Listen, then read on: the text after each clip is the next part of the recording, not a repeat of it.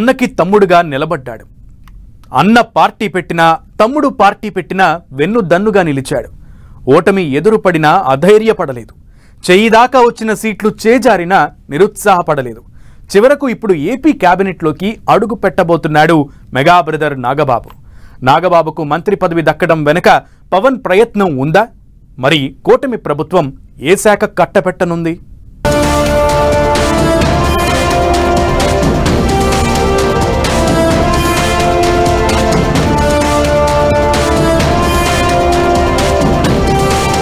తెలుగు సినీ పరిశ్రమలో పెద్ద కుటుంబాల్లో ఒకటైన మెగా ఫ్యామిలీకి ఈ సంవత్సరం అదృష్టం వరించింది.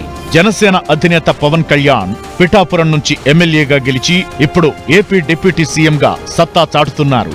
ఈ సంతోష సమయంలో మరింత గర్వకారణంగా మెగా ఫ్యామిలీకి మరో గుడ్ న్యూస్ వచ్చింది. మెగా బ్రదర్ నాగబాబును చంద్రబాబు నాయుడు తన క్యాబినెట్లోకి తీసుకుంటున్నట్లు అధికారికంగా ప్రకటించారు.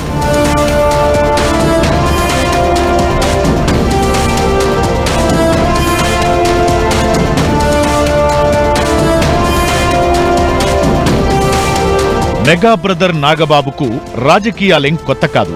మెగాస్టార్ చిరంజీవి గతంలో స్థాపించిన ప్రజారాజ్యం పార్టీ రోజుల్లోనే క్షేత్రస్థాయిలో క్యాడర్ నడిపి తన ప్రతిభను చూపించారు. పవన్ కళ్యాణ్ జనసేన పార్టీ ప్రారంభించినప్పుడు నాగబాబును ప్రధాన కార్యదర్శిగా నియమించి పార్టీ కార్యకలాపాలను దగ్గరుండి చూసుకున్నారు. 2019 ఎన్నికల్లో నరసాపురం ఎంపీగా పోటీ చేసి ఓటమి చవిచూశారు. అయినా నిరుత్సాహపడలేదు. ఫలితాలతో పని లేకుండా పార్టీ కార్యక్రమాల్లో చురుగ్గా పాల్గొన్నారు. మొన్నటి ఎన్నికల్లో పిఠాపురం నియోజకవర్గంలో పవన్ విజయం కోసం నాగబాబు ఇంటింటి ప్రచారం చేశారు. రాజకీయాల్లో తమ్ముడి వెన్నంటి నిలిచి పార్టీ కోసం త్యాగం చేసిన నాగబాబుకు ఇప్పుడు మంత్రివర్గంలో చోటు దక్కడం అభిమానుల్లో ఆనందాన్ని తెచ్చింది.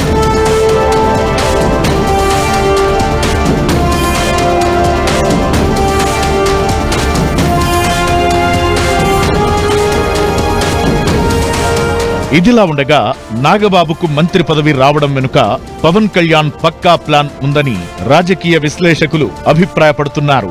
జనసేన ఆవిర్భావం నుంచి పవన్ కళ్యాణ్ తో కలిసి నాగబాబు కూడా ఉన్నారు. మొన్నటి ఎన్నికల్లో నాగబాబుకు అనకాపల్లి ఎంపీ సీటు చివరిదాకా వచ్చి దక్కలేదు. అప్పటికే జరిగిన ఒప్పందాలు, ఒత్తిళ్లు నాగబాబుకు ఎంపీ సీటును దూరం చేశాయి.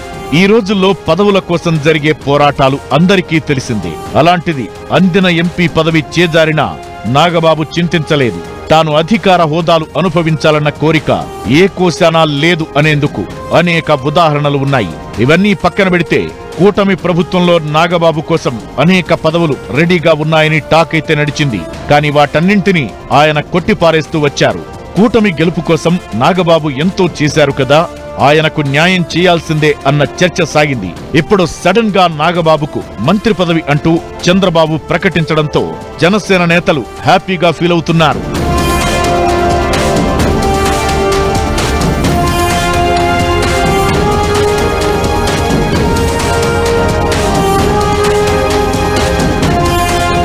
ప్రస్తుతం అడపాదడపా సినిమాల్లో నటిస్తున్న నాగబాబు ఎక్కువ సమయం జనసేన పార్టీ కోసమే కేటాయిస్తున్నారు. సోషల్ మీడియాలో ఎప్పటికప్పుడు యాక్టివ్ గా ఉంటూ ప్రత్యర్థులకు తనదైన శైలిలో కౌంటర్స్ ఇస్తున్నారు.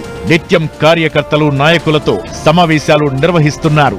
పవన్ కళ్యాణ్ నిర్వహించే సభలకు ఏర్పాట్లను పరిశీలిస్తూ నాయకులను సమన్వయం చేస్తూ వస్తున్నారు. అయితే నాగబాబుకు ఏ శాఖను కేటాయిస్తారనే దానిపై త్వరలోనే క్లారిటీ వచ్చే అవకాశముంది. పవన్ కళ్యాణ్ కోరికతో పాటుగా జనసేన పార్టీకి నాగబాబు అందించిన సేవలకు గాను ఆయన్ను క్యాబినెట్లోకి తీసుకున్నట్టు తెలుస్తోంది. మరి నాగబాబు శాసనసభలోనూ శాసన మండలిలోనూ మెంబర్ కాదు కదా అంటే దానికి దారి ఉంది అంటున్నారు. రానున్న 6 నెలల కాలంలో మండలిలో చాలా పదవులు ఖాళీ అయ్యే అవకాశముంది. అందులో ఒకటి నాగబాబుకు కన్ఫర్మ్ అయినట్లే. అయితే దానితో సంబంధం లేకుండా ఈ మధ్యలో ఎప్పుడైనా నాగబాబు మంత్రి పదవి చేపట్టవచ్చని కూడా చెబుతున్నారు. మొత్తానికి మెగా ఫ్యామిలీ నుంచి నాగబాబు కూడా క్యాబినెట్ లోకి ఎంట్రీ ఇవ్వనున్నారు.